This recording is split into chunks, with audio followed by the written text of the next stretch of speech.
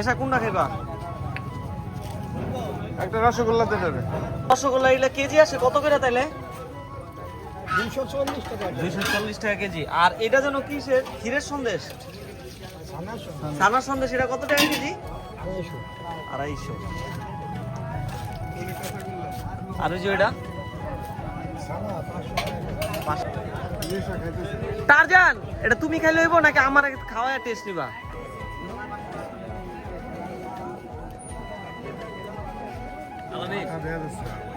সত্যি করে একটা কথা কই, অন্যরকম টেস্ট, মানে এগুলা ঢাকার সাথে বা অন্য কোনো জায়গার সাথে মিলে না। তুমি মজা। আমি মিষ্টি পাগল না, কিন্তু তারপরও ভালো ভালো। মামা, এটা আপনার কত বছর ধরে ব্যবসা? এই 30-35 30-35 বছর এই হাটেই?